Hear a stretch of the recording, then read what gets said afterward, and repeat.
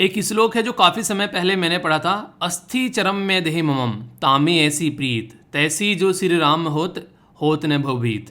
तो ये एक ऐसा श्लोक है जो तुलसीदास जी को उनकी वाइफ जिनका नाम था रत्नावली के द्वारा बोला गया था। वो अपनी वाइफ से उन्हें कहते हैं कि अंधाधुंध प्यार किया करते थे। तो उनको लगा यार इस तरीके से मेरे पीछे पड़ा रहेगा तो ज़िंदगी में आगे कैसे बढ़ेगा। तो उनके द्वारा गुस्से में आकर यहाँ पर उनको ये श्लोक बोला गया था, क्योंकि एक बार जो है उनकी वाइफ जो है अपने मैके गई हुई थी।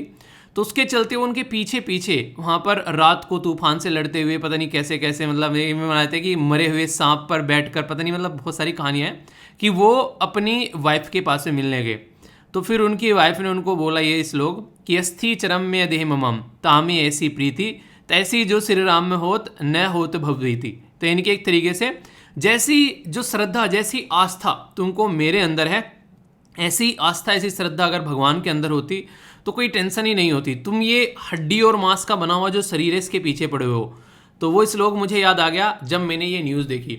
ये न्यूज़ है थाईलैंड की। थाईलैंड में एक पर्टिकुलर पर्सन थे जो कि अपनी वाइफ से बहुत ज़्यादा प्यार किया करते थे, और उनकी डेथ होने के बाद भी वो 21 दिन तक उनके साथ में रहे, उनकी बॉडी के साथ में। यानी कि एक तरीके से अपना एक प्यार इनका था जिसकी वजह से यहाँ पर उन्होंने उनको जाने नहीं दिया। उसके बाद में फिर जो है उनको ताबूत में बंद कर ले जाया गया। तो यहाँ से यार मैं आप लोगों को एक चीज़ें बोलना चाहूँगा। आप लोगों ने नॉर्मली कई सारी इंपॉर्टेंट पर्सनैलिटी के बारे में सुना होगा, हालांकि मैं वीडियो दिखाने वाला था पर लेकिन ये चली नहीं, चलिए कोई नहीं। बेसिकली यहाँ पर मुद्दा ये कि आज की डेट में अगर आप लोग बातें करते हैं तो हम लोग क्या होते हैं, एक दूसरे के साथ में बहुत ज़्यादा कनेक्टेड होते हैं। पर लेकिन सबसे बड़ा सत्य है मृत्यु। हर एक इंसान को एक दिन मृत्यु आनी है। पर लेकिन जब हम लोग सोचते हैं कि हमारे मम्मी पापा चले जाएंगे, हमारे भाई बहन चले जाएंगे, तो हम जो हिल जाते हैं अंदर से। तो एक दिन बच्चे के द्वारा एक काफ़ी बड़ा मेल लिखा गया था, मुझे एकदम याद आ गया वो, कि सर ज़िंदगी कैसे चलेगी, ऐसा लगता है कि किसके लिए कर रहे हैं, कल को सब मर जाएंगे। तो वो वाली जो फीलिंग होती है ना, वो वाली फीलिंग एक ऐसी अल्टीमेट फीलिंग है कि जिसका कोई सोल्यूशन ही नहीं है। वो मुझे भी जब आनी स्टार्ट हुई थी मैं अंदर से हैरान हो गया। मैंने कहा यार मम्मी पापा चले जाएंगे एक दिन, तो ऐसा लग रहा था कि मैंने कहा ज़िंदगी कैसे, मतलब क्या है, मतलब ये क्या चल रहा है यहाँ पे, मतलब सबको मरना है एक दिन। तो इसको जो नए नए जो छोटे छोटे बच्चे होते हैं ना, जब उनकी समझ में आना स्टार्ट होता है, पहले तो उन्होंने कोई डेथ नहीं देखी होती है। मेरे घर में ताऊ जी की डेथ हुई, दादाजी की डेथ हुई, और फिर यहाँ पर बहुत सारे लोग आसपास में, नहीं पड़ोस में किसी की डेथ हो रही है तो चलो हाँ एक बार को इतना इम्पैक्ट नहीं पड़ता है, पर अपने घर से कोई चला जाता है तब समझ में आता है कि यार मतलब क्या हो गया, कि ये इंसान कभी हम इससे बातें ही नहीं कर पाएंगे। अब इस इंसान को कभी हम लोग कभी मतलब नहीं इसे कभी बैठ के बातें करना, कुछ एक तरीके से इस इंसान को गले मिलना, इस इंसान के साथ में बैठ के खाना खाना, बातें करना, वो कभी कर ही नहीं पाएंगे अब हम लोग। वो इंसान जा चुका है इस धरती पे से। तो सोच के भी कैसा लगता है। ठीक है, आप लोगों को एक दिन लेक्चर अपलोड ना करूं तो कई सारे जो बच्चे हैं वो एक तरीके से बिल्कुल ऐसे हो जाते हैं कि सर दिन कैसे जाएगा। सोचो जब घर में से किसी की डेथ होती है तो कैसा लगता है। ठीक है, तो वो वाली फीलिंग मैंने फील की है, तो इसलिए मैं उस चीज़ को अंडरस्टैंड कर पा रहा हूँ। तो ये जो है काफ़ी लंबे समय से अपनी वाइफ के साथ में थे, मतलब शादी होने के बाद में, और जब गई तो यहाँ पर इनको वो चीज़ जो है वो पच नहीं रही थी। तो यहाँ पर जो मुझे APJ अब्दुल कलाम सर जी याद आते हैं।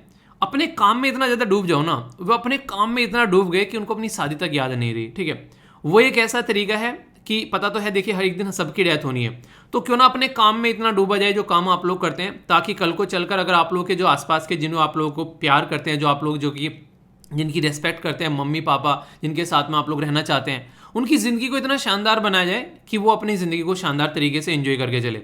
मम्मी पापा, भाई बहन, हस्बैंड वाइफ, बच्चे, सबका आप लोग ध्यान रख पाओ अपने घर में। कम से कम इतना कैपेबल आप लोग बन जाओ, तो जितनी ज़िंदगी है, देखिए मरना तो एक दिन सबको है, मुझे भी मरना है एक दिन, आप लोगों को भी मरना है। ठीक है, ये सत्य है। ठीक है, पर लेकिन जितना जी रहे हैं, चाहे वो 50 साल है, 60 साल है, जितना भी कोई जी रहा है, उसको उम्दा तरीके से जी कर जाए तो ये कैसा रहेगा। तो वो वाली फीलिंग मुझे एकदम आई। बाकी आप लोग ही क्या रहे इसके बारे में, आप लोग अपनी राय बताएगा।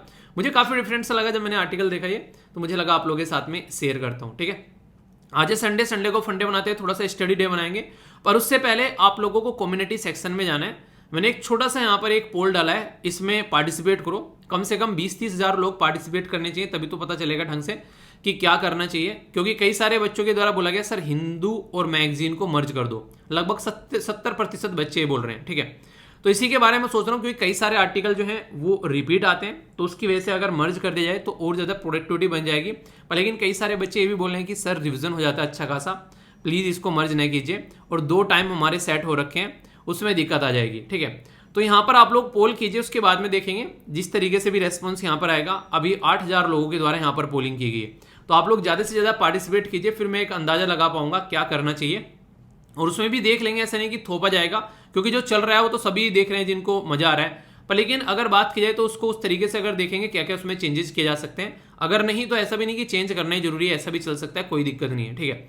पर हाँ ये है कि जैसे मैंने मर्ज किया तो बहुत सारे मेल आए मेरे पास में, क्योंकि कल की जो नैनो थी वो मैंने हिंदू के साथ में मर्ज कर दी थी, ताकि ज़्यादा आप लोगों का टाइम जो है वो इधर उधर न लगे, क्योंकि कई सारे एग्जाम्स आ रहे हैं इसके लिए, ठीक है। तो उसके चलते मैंने यहाँ पर ये एक छोटा सा पोल कराया फिर, तो इसमें 70% लोग बोले हाँ सर मर्ज कर देना चाहिए, ठीक है। अभी आप लोग बताइए आप लोग की क्या राय है इसमें, कम से कम पोलिंग जो है 20-30 हज़ार से ऊपर लेकर जाओ, तब तो पता भी चलेगा ढंग से कि हाँ, क्योंकि 8,000 लोगों ने बोला है, 8,000 तो नैनो ही देख रहे थे, वो 8,000 बोल रहा हूँ सॉरी, नैनो ही 20,000 के करीब लोग देख रहे हैं, तो यहाँ पर कम से कम पता चलना चाहिए ना, तो इसमें पोलिंग आप लोगों को जरूर करनी है। और जिनका भी एग्जाम है आज, all the best to all of you, या फिर आगे एग्जाम आने वाला है, अच्छे से अपने एग्जाम देकर आओ, और कोशिश क्या करो यार, अपना जो पेपर होता है वो मुझे जरूर सेंड करो, यहाँ पर सेंड कर दिया करो, बेसिकली कहाँ गई, अरे यार डालने एक मिनट रुको, मतलब studyloverveer@gmail.com पे सेंड कर देना आप लोग मुझे, ठीक है।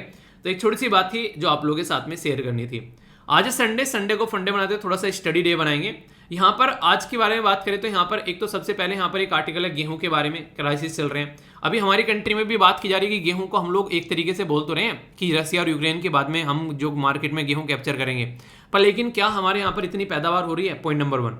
पॉइंट नंबर 2, क्या हम लोग जो स्कीम हम लोगों ने चला रखी है कई सारी अपने देश में, अपनी जो जनता है उनको गेहूं प्रोवाइड कराने के लिए, आप लोगों को याद होगा मैंने आप लोगों से डिस्कस किया था कि हमारे देश में कई सारी स्कीम्स चला रखी है कोविड-19 के चलते, जिसके चलते इंटरनेशनल लेवल पर हमारी बड़ाई भी की गई थी कि वाह इंडिया देखो कैसे अपने लोगों का पेट भर रहा है। उस स्कीम का नाम था प्रधानमंत्री गरीब कल्याण अन्न योजना, डिटेल में पढ़ाई थी, किस साल में लॉन्च की गई थी आप लोग बताइए।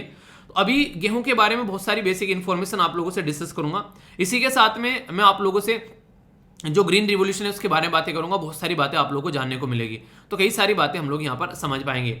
साइड वाला आर्टिकल जो है ये पैकेजिंग के बारे में बात कर रहे हैं। मैंने आप लोगों को पहले बोला था कि कल को चलकर कुछ भी मार्केट में आप लोग खरीदने जाते हैं तो जो भी उसके ऊपर पैकेजिंग होती है उसको आप लोग जरूर देखा करो, आप लोग की खाने की डिमांड क्या, आप लोग खाना क्या चाहते हैं, और उसकी एक्सपायरी डेट खासकर उसके ऊपर जरूर नजर डालना, क्योंकि अभी एक आर्टिकल में डिस्कस करूंगा आने वाले 1-2 दिन में, जिसमें एक गर्ल है, एक लड़की है, उसकी डेथ हो गई यहाँ पर बेसिकली फूड पॉइजनिंग की वजह से केरला के अंदर में। तो एक वायरस है उसके बारे में हम लोग बात करेंगे। तो कई सारी चीजें ऐसी आप लोगों को देखने को मिल रही हैं जिनके बारे में हम लोग को पता होना चाहिए। और ये वो डिजीज है जो कि एक तरीके से कई बार नॉन कम्युनिकेबल डिजीज होती हैं, कई बार कम्युनिकेबल डिजीज होती हैं। तो इसके बारे में हम लोग जब ध्यान रख पाएंगे तभी चीजों को लेकर चल पाएंगे। और national food safety and standard authority of India के द्वारा बहुत सारी ऐसी इसके बारे में इंफॉर्मेशन है जो हम लोग को प्रोवाइड कराई गई है, ठीक है। तो यहाँ पर इसी के बारे में काफी इंपॉर्टेंट है। यहाँ पर अगर बात की जाए तो ये एक ऐसा आर्टिकल है जो कि आप लोगों की हेल्थ से रिलेटेड है डायरेक्ट, अगर आप लोग देखना चाहें इसको, ठीक है। तो पैकेजिंग जो है अगर वो ढंग से होती है तो बिल्कुल सही रहता है यहाँ पर, वरना दिक्कत होती है यहाँ पर। तो इसके चलते अगर बात करें काफी लंबा समय लग गया। वैसे चीजें जो स्टार्ट की गई थी 2014 से स्टार्ट यहाँ पर की गई थी, आप लोग यहाँ पर देखते हैं 2014 से चीजें स्टार्ट की गई थी। पर लेकिन अभी जो मैं आर्टिकल डिस्कस कर रहा हूँ आपसे यहाँ पर 2022 में डिस्कस कर रहा हूँ, तो काफी लंबा समय लग गया जब यहाँ पर बोला गया था कि यार पैकेजिंग होनी चाहिए, उसके ऊपर लिखा रहना चाहिए कितनी शुगर है, कितना कैलोरी है, कितना सैचुरेटेड फैट है उसके अंदर, ताकि इंसान जो है वो अपनी हेल्थ का ध्यान रख सके। क्योंकि इंडिया के अंदर ना पेट पूजा ज्यादा इंपॉर्टेंस देती है एज कम्पेयर टू हेल्थी खाना। आप लोगों को देखने को मिला खाना मिल जाए वही बहुत बड़ी बात है, ये तो बाद में देखेंगे कि वो बैलेंस डाइट है या फिर कुछ और है, तो ये आप लोगों को यहाँ पर नजर आएगा। तो इसी के चलते काफी सारा प्रोसीजर यहाँ पर चला, काफी सारी चीजें यहाँ पर देखने को मिली, तो बार बार इसके बारे में बातें की जा रही है। तो उसके चलते यहाँ पर अभी जो है कि किस तरीके की लेबलिंग होनी चाहिए उसके बारे में बातें की गई, कैसे उसको आप लोग लेकर चल सकते हैं ताकि लोग जो है उसको अंडरस्टैंड कर सकें, वो सारी बातें हुई। कंपनी को कैसे यहाँ पर चीजें इसके ऊपर मेंशन करनी है, क्योंकि लिखा कुछ हो रहा है अंदर कुछ हो रहा है तो वो समझ में नहीं आता है। बड़े बड़े स्टोर के अंदर भी मैं आप लोगों को बताऊं, अभी मैं लेने गया था यहाँ पर नीचे, मतलब एक तरीके से जो यहाँ पर मेरे पास में जो एक पर्टिकुलर शॉप है उस पर मैं सामान लेने गया, तो वहाँ पर मैंने देखा जो मैं लेके आया सामान मैंने वहाँ पर लिया तो उसमें बेसिकली वो एक्सपायरी डेट आ रखी थी उसकी, ठीक है।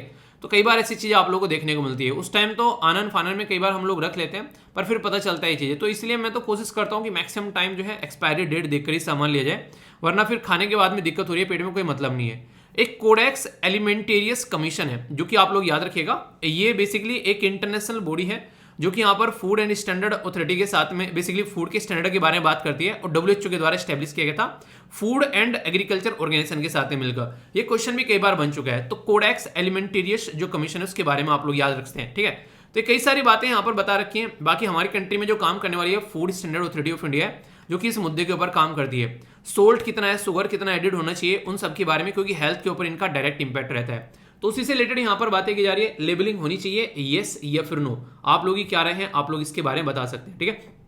यहाँ पर रिप्रोडक्टिव जो ये बेसिकली जो चीज़ें हैं अभी जिसके बारे में मैंने डिस्कस भी किया था, मतलब रिवीजन के आर्टिकल ज़्यादा रहते हैं। ये सारे आर्टिकल वैसे मैं आप लोगों को पढ़ा चुका हूँ, ठीक है, ये भी मैंने आप लोगों से नैनो में कवर किया था, ठीक है। तो इस तरीके से वैसे रिवीजन हो जाता है, अच्छी बात ये रहती है। तो अभी कुछ आर्टिकल्स देखेंगे हम लोग, कई सारी चीज़ें जो आप लोग जान पाएंगे एक एक कर उनको अच्छे से आप लोग इंजॉय कीजिएगा। जो क्वेश्चन पूछा था उनका आंसर जरूर दिया करो, ताकि मुझे पता चलता रहे कितने अच्छे से आप लोग चीज़ों को इंजॉय कर रहे हो, ठीक है। तो ये है इसके बारे में बातें, आगे बढ़ता हूँ। और हाँ, ओमिक्रॉन के बारे में साइंस एंड टेक के ऊपर एक आर्टिकल है, तो ओमिक्रॉन के ऊपर एक छोटी सी वीडियो बना रखी थी मैंने, काफी इंटरेस्टिंग है वो वीडियो, आप लोग देखें, अभी मैं ऐड करूंगा उस वीडियो को। हालांकि कई सारे बच्चों ने पहले भी देख चुकी है, तो पर लेकिन मुझे काफी अच्छी लगती है वो वीडियो, तो इसलिए उस वीडियो को आप लोग देखिएगा। ओमिक्रॉन के बारे में पूरी डिटेल दे रखी है, जिससे कि आप लोग चीज़ों को अच्छे से एंजॉय कर पाओगे और कनेक्ट कर पाओगे। कल क्वेश्चन भी बन सकता है ओमिक्रॉन के बारे में, तो ये काफी इंपॉर्टेंट है, खासकर अगर बात करें एग्जाम के पॉइंट ऑफ व्यू से, ठीक है। इसके बाद में फिर हम लोग कई सारी चीजें आगे देखेंगे एक एक कर।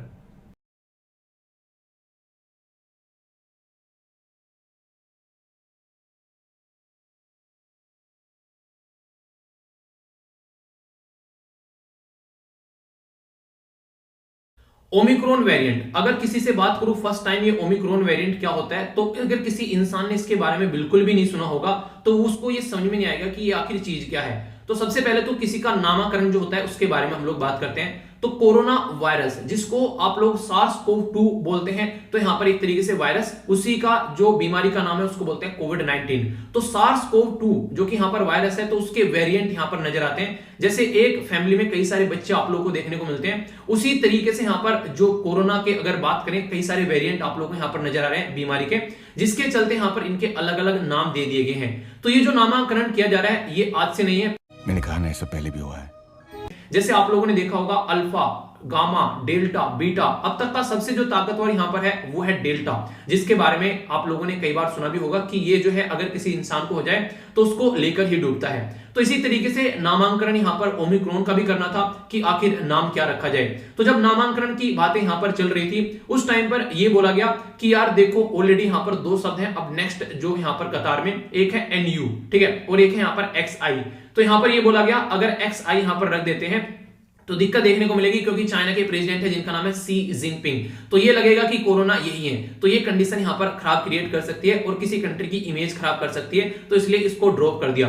दूसरा NU जो है कई जगह यूज कहता है एज ए न्यू, इसका मतलब कि एक तरीके से न्यू, यानी कि सब नहीं, न्यू हैप्पी न्यू ईयर हो गया, कोई भी अगर न्यू चीज हो रही है उसकी जगह यूज करते हैं, तो कंफ्यूजन हो सकता है। नामांकन करने का बेसिक पर्पज होता है कि वो नाम जो है वो छोटा होना चाहिए, लोग जो है आसानी से उसको अंडरस्टैंड कर सकें, उसको पुकार सकें, ये इस तरीके से नाम यहां पर रखे जाते हैं। सेम इसी पैटर्न में साइक्लोन के नाम आप लोगों को देखने को मिलते हैं, उनके भी नाम इसी तरीके से रखे जाते हैं। तो फिर लगा कि अब क्या कर रहे हैं, तो न्यू भी यहां पर कैंसिल कर दिया और यहां पर XI भी कैंसिल कर दिया। तो फिर जो नेक्स्ट शब्द था यहां पर ये था ओमिक्रॉन, तो ओमिक्रॉन यहां पर आप लोगों को देखने को मिला।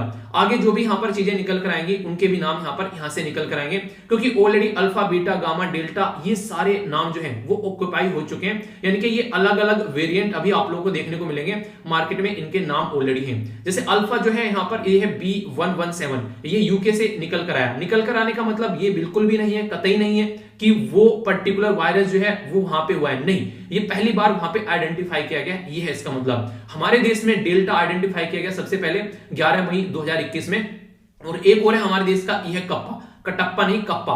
तो ये कप्पा जो देखने को मिला इसका मतलब है B16171, तो ये 4 अप्रैल ये यहां पर 2021 में देखने को मिला। तो हमारे देश में ये दो आप लोगों को देखने को मिले।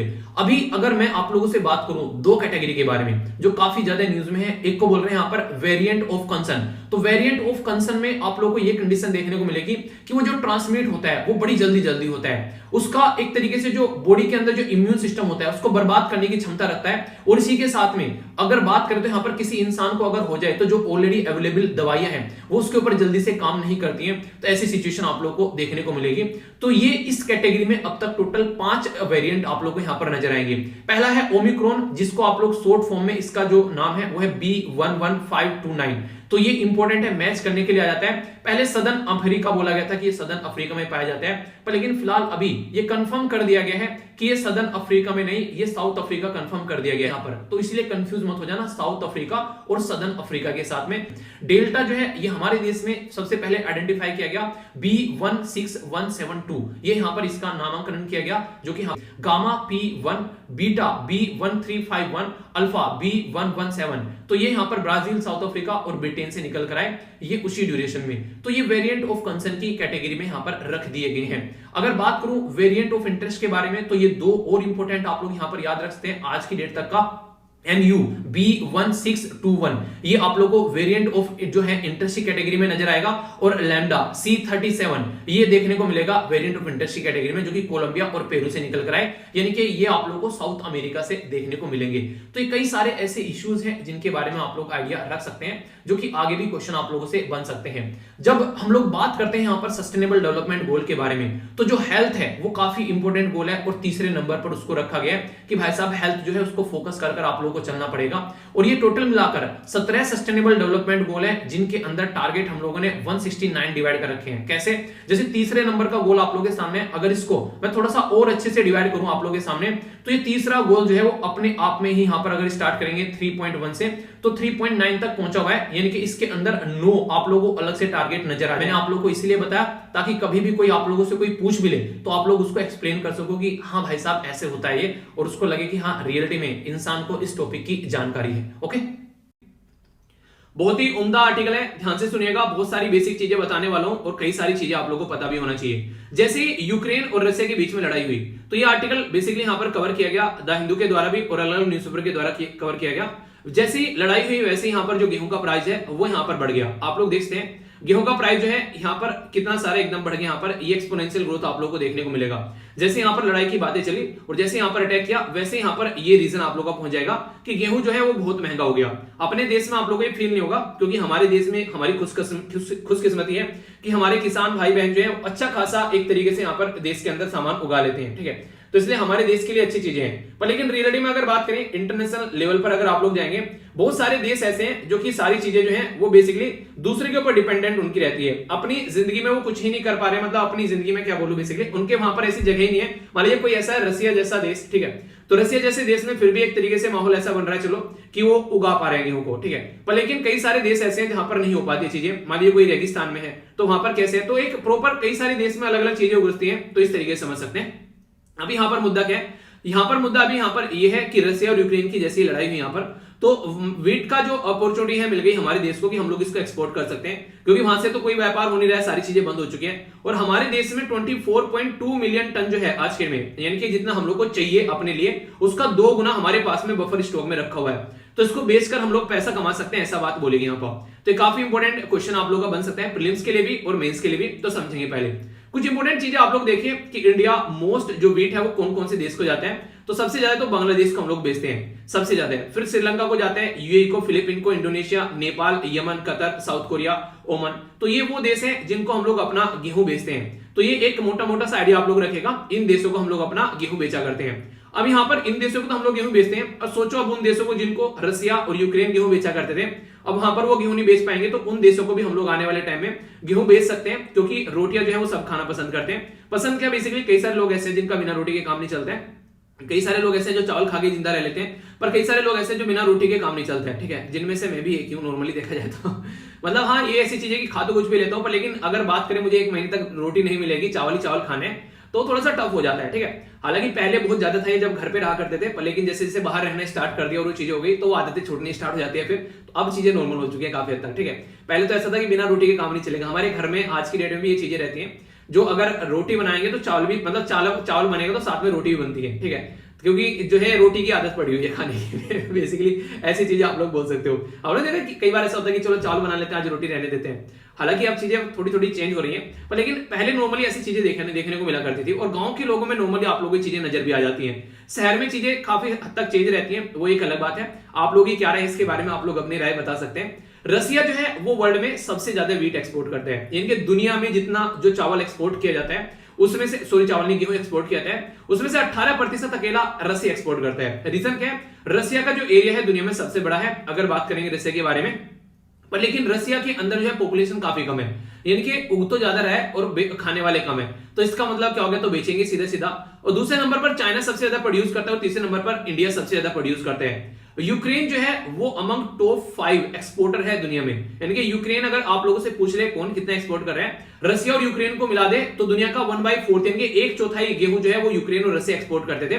तो सोचो यहां पर दुनिया में से 1/4 एक्सपोर्ट जो है वो खत्म हो गया, और अब यहां पर जो लोग जो है दूसरे वो एक्सपोर्ट कर सकते हैं। तो सबसे ज्यादा रसिया एक्सपोर्ट करता है, फिर यूएसए, फिर कनाडा। ये वो देश आप लोगों को देखने को मिलेंगे जिनका एरिया तो काफी बड़ा है पर लेकिन पॉपुलेशन ज्यादा नहीं है, तो इसके बेस पर यहां पर ये इतना खा नहीं पाते हैं तो फिर उसको बेचते ही हैं। फ्रांस और यूक्रेन तो टॉप 5 एक्सपोर्ट करने वाले देश हैं, जबकि टॉप 5 अगर प्रोड्यूस करने में चाइना और इंडिया दूसरे तीसरे नंबर पर है, पर लेकिन एक्सपोर्ट तो कर ही नहीं पाएंगे। क्यों? क्योंकि दुनिया में सबसे ज्यादा पॉपुलस कंट्री कौन सी है, चाइना, और दूसरे नंबर पर है इंडिया। तो अपने ही देश में मतलब इतने सारी पॉपुलेशन है तो उनका ही पेट भर जाए तो बड़ी बात है यहां पर ये। अभी इजिप्ट जो है वो वर्ल्ड में सबसे ज्यादा बिगेस्ट इंपोर्टर है, सबसे ज्यादा अगर कोई इंपोर्ट कर रहा है तो वो इजिप्ट इंपोर्ट कर रहा है यहाँ पर ये, ठीक है। और तुर्की जो है वो बिगेस्ट एक तरीके से स्पेंड करता है रसिया और यूक्रेन से खरीदने में। लगभग 74% जो तुर्की के अंदर यहाँ पर गेहूं आते हैं वो यहाँ पर कहां से आते हैं, वो रसिया और यूक्रेन से आते हैं। तो तुर्की की तो खस्ता हालत हो जाएगी यहाँ पर, आप लोग समझ सकते हैं, उसको तो कोई ऑल्टरनेटिव ढूंढना पड़ेगा। हमारा देश जो है वो सेकंड लार्जेस्ट प्रोड्यूसर है गेहूं का, ठीक है। आप लोगों को देखने को मिलेगा अराउंड 13.5 जो वर्ल्ड का टोटल प्रोडक्शन है वो आप लोगों को देखने को मिलेगा। इंडिया का जो प्रोड्यूस है यहाँ पर अगर बात करें तो 107, यहाँ पर जो 107 मतलब एक तरीके से 107 जो मीट्रिक टन आप लोगों को यहाँ पर देखने को मिला एनुअली। और इसी के साथ में अगर बात करें इंडिया जो है वो इवन लेस देन है, अगर 1 से अगर बात करें एक्सपोर्ट में हम लोग 0.14% थे, अभी यहाँ पर 0.54% हो गए। ये क्यों? क्योंकि जनता इतनी है यार, हम अपने देश का पेट पाले वही बहुत बड़ी बात है, बेचने की बात की है, ठीक है। तो सेंटर जो पूल है अभी हमारे पास में काफी है, कई बार तो सड़ जाता है गेहूं रखा पर लेकिन अब यहां पर उसको यूटिलाइज करने की बात की जा रही है, तो एक अच्छी बात आप लोग यहां पर बोल सकते हो, ठीक है। बाकी देखिए अगर कोई एग्रीकल्चर के बारे में आप लोगों से बातें करें ना तो हमारे देश में ऐसा नहीं कि काम नहीं किया गया है, ठीक है। आप लोगों ने नॉर्मली देखा होगा कई सारी चीजें काम किया था। जैसे अगर बात करें यहाँ पर एग्रीकल्चर में ग्रोथ के बारे में तो सबसे पहले डिमांड बात करते हैं, सप्लाई बात करते हैं, और पॉलिसी का सपोर्ट भी होना चाहिए, ठीक है। आप लोगों ने नॉर्मली देखा होगा जैसे जेनेटिकली मॉडिफाइड क्रॉप लाई जाती है, प्रॉपर मैकेनिज्म के थ्रू काम किया जाता है, इरिगेशन फैसिलिटी होनी चाहिए, ग्रीन रिवोल्यूशन होना चाहिए। इरिगेशन यानी कि सिंचाई की फैसिलिटी होनी चाहिए, और ग्रीन रिवोल्यूशन ने हमारे देश की जो कंडीशन है वो चेंज करके रख दी थी। पर लेकिन पॉपुलेशन भी है काफी ज्यादा, एक्सपोर्ट भी तभी होता है अगर पॉपुलेशन कम हो, ज्यादा देश के अंदर ना हो, और फेवरेबल एक तरीके से डेमोग्राफी होनी चाहिए, तभी जाकर हमारे एक तरीके से क्रेडिट की फैसिलिटी किसानों को मिलनी चाहिए, एमएसपी प्रॉपर मिलना चाहिए, ठीक है, प्रॉपर स्कीम आनी चाहिए, और प्रॉपर एक्सपोर्ट किया जाए व्हीट और चावल को, तो तब आप लोग को एग्रीकल्चर में ग्रोथ देखने को मिलेगा। इसमें सबसे बड़ा जो मुद्दा हमारे देश में रहा वो है बेसिकली ग्रीन रिवॉल्यूशन का। आप लोगों ने सुना होगा हमारी कंट्री में नारा दिया गया जय जवान जय किसान, तो उसमें पूरा फोकस था कि हम अपनी कंट्री को फोर्स को सिक्योर बनाएं और अपनी एग्रीकल्चर को सिक्योर बनाएं, क्योंकि एक टाइम ऐसा था कि यूएसए ने हमारे को एक तरीके से गेहूं दिए थे, और वो गेहूं जो था वो इस दरिद्र क्वालिटी का था कि उनके वहां पे वो बेसिकली सुअर को गेहूं डाला करते थे अपने यहाँ पर, और वो हमारे यहाँ पर जानवरों को गेहूं खिलाने वाला उन्होंने हमको दिया था। तो दूसरे के ऊपर डिपेंडेंट रहोगे तो इस तरह की हरकतें करता हुआ नजर आएगा। तो तभी हमारी कंट्री में ग्रीन रिवॉल्यूशन यहाँ पर लाया गया 1960s में। ऑब्जेक्टिव ये था कि प्रोडक्शन बढ़ाया जाए अपने देश में और दूसरे के ऊपर डिपेंडेंसी कम हो। दुनिया में 2 इंसान का नाम जरूर याद रखिएगा जब ग्रीन रिवॉल्यूशन के बारे में बात करते हैं। तो यहाँ पर जो अगर एग्रीकल्चर फादर के बारे में बात करेंगे तो यहाँ पर है ये नॉर्मन बोरलॉग, ठीक है।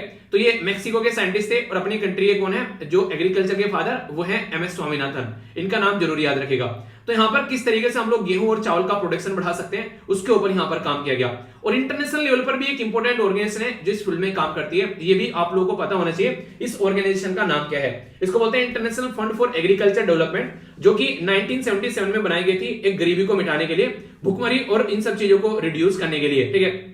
यूनाइटेड नेशन की स्पेशलाइज एजेंसी है जो कि आगे चलकर यहाँ पर बात करें, यूनाइटेड नेशन जो स्पेशलाइज एजेंसी है जो कि स्टैब्लिश किया गया था। यहाँ पर एक तरीके से रिजल्ट निकला जिसका फूड, जो यहाँ पर जिसको वर्ल्ड फूड कॉन्फ्रेंस बोलते हैं, ठीक है। तो 1974 में, ठीक है। तो यहाँ से फिर आगे चलकर यहाँ पर ये बनी। तो कहने का मतलब यहाँ पर ये कि प्रॉपर वे में चीजें की जाती हैं ऑल ओवर वर्ल्ड में भी, ऐसा नहीं है कि यहाँ पर ऐसे ही काम चल रहा है। और आप लोगों को पता होगा हमारे देश के अंदर भी नेशनल फूड सिक्योरिटी एक्ट के बारे में आप लोगों को पता होना चाहिए। डायरेक्ट क्वेश्चन बन जाता है, एक अलग से टॉपिक आप लोगों का निकल जाता है। नेशनल फूड सिक्योरिटी एक्ट लाया गया जिसमें हम लोग को राइट टू फूड दिया गया। आर्टिकल 21 याद रखेगा, इंसान जिंदा रहेगा तो ही यहाँ पर कुछ कर पाएगा, तो राइट टू फूड का अधिकार यहाँ पर दिया गया। ये काफी इंपोर्टेंट यहाँ पर हो जाता है, ठीक है। तो इसके बारे में आप लोग जरूर याद रखिएगा। तो राइट टू फूड का जो अधिकार दिया गया, यहाँ पर सब्सिडाइज फूड देने की बात की गई। यहाँ पर 2/3 इंडियन पॉपुलेशन को, यानी कि जितनी पॉपुलेशन है उसका 2/3 को यहाँ पर ये फायदा मिलेगा। 2013 में स्कीम को इंप्लीमेंट किया गया था। इसके अंदर कई सारी चीजें इंप्लीमेंट की जा रही थी, जैसे मिड डे मील स्कीम हो गया, इंटीग्रेटेड चाइल्ड डेवलपमेंट स्कीम हो गया, पब्लिक डिस्ट्रीब्यूशन सिस्टम, और यहाँ पर एक तरीके से मैटरनिटी बेनिफिट भी दिए गए, इनकी ऐसी वुमेन जिनको जच्चा और बच्चों को ध्यान में रखते हुए काम कराया जाए। तो ये चीजें आप लोगों को देखने को मिलेगी। ठीक है, ये बेसिक हो गई। ये तो मैंने बाहर की चीजें बता दी, कई सारी आप लोगों को एक्स्ट्रा ये कहां पर कितना प्रोड्यूस हो रहा है, हमारे देश में क्या क्या है, प्रीलिम्स के रिलेटेड इंपॉर्टेंट फैक्ट हो गए। अब कुछ ऐसी बातें हैं जो कि अपने देश के बारे में हम लोग बात करेंगे। ग्रीन रिवॉल्यूशन मैंने अभी आप लोगों को बता दिया, तो ग्रीन रिवॉल्यूशन ने हमारे देश में जो बेसिकली रबी क्रॉप होती है उसके ऊपर काफी फोकस दिया, जिसमें खासकर गेहूं और चावल पर काफी फोकस दिया। जब अगर गेहूं के बारे में बात करें, अगर नॉर्थ इंडिया से आप लोग बिलोंग करते हैं तो आप लोगों को पता होगा कि एक रबी क्रॉप है यहाँ पर जो कि सर्दियों में उगाई जाती है। यहाँ पर जैसे जैसे आप लोगों ने देखा होगा नॉर्मली जैसे गन्ने की जो कटाई है वो कंप्लीट होने लगती है, तो उसके बाद में आप लोगों ने देखा होगा गेहूं का बोना यहाँ पर स्टार्ट कर देते हैं। ठीक है, तो इसके बाद में फिर आगे चलकर ये अप्रैल और जो मई के महीने में खासकर ये कटना स्टार्ट होता है, जो अच्छी खासी मतलब गर्मी रहती है जब ये पकता है। जो रेन की जरूरत होती है ये 75 से लेकर 100 सेंटीमीटर की जरूरत होती है, और जो मिट्टी है यहाँ पर वो basically fertile Lumi clay Lumi आप लोगों को देखने को मिलेगी, जो गंगा और सतलज वाले प्लेन में आप लोगों को नजर आ जाती है। तो इसलिए याद रखिएगा, इंपॉर्टेंट है यहाँ पर, अगर आप लोग एक किसान के परिवार से आते हैं और आप लोगों के एरिया में गेहूं उगाए जाते हैं तो ये बड़े ही एक नॉर्मल से क्वेश्चन इंटरव्यू में आप लोगों से पूछ लेंगे यूपीएससी के अंदर में। तो अगर आप लोग इनको ढंग से बता पाओगे तो अच्छी से चीजों को लेकर चल पाओगे। टॉप जो वीट प्रोडक्शन किया जाता है तो उत्तर प्रदेश हो गया, पंजाब, हरियाणा, मध्य प्रदेश, राजस्थान, बिहार और गुजरात, ये टॉप 5 राज्य हैं जहां पर गेहूं प्रोड्यूस किए जाते हैं। उत्तर प्रदेश टॉप पर है, पंजाब और हरियाणा आप लोगों को पता ही है, मध्य प्रदेश, राजस्थान, बिहार और गुजरात, तो इनके नाम आप लोग को याद रखने हैं। तो कई बार इंक्रीजिंग या फिर डिक्रीजिंग ऑर्डर में अगर आप लोग को लगाने के लिए आ जाते हैं, कई बार स्टेट पीसीएस के अंदर में आप लोग फिर कंफ्यूज हो जाते हो। तो कंफ्यूज आप लोग को बिल्कुल भी नहीं होना है भाई, इनको थोड़ा सा याद रखिएगा। ठीक है, तो यार इसको थोड़ा सा अपना देख लिया करो, इस तरीके की जो चीजें होती हैं। आगे बात करता हूं यहाँ पर इंपॉर्टेंट फैक्ट्स, यहाँ पर वीट के बारे में अगर कोई आप लोगों से पूछ ले तो हमारी कंट्री में कई सारी स्कीम चलाई गई इससे रिलेटेड, जैसे micro management mode of agriculture, national food security mission, इसी के साथ में राष्ट्रीय कृषि विकास योजना, तो ये आप लोगों को देखने को मिलेगा। और हमारे देश में नॉर्थ इंडिया और यहाँ पर इसी के साथ में नॉर्थ वेस्ट के अंडर में काफी बड़ा रोल प्ले करता है अगर वीट के बारे में बात करें खाने के तौर पर।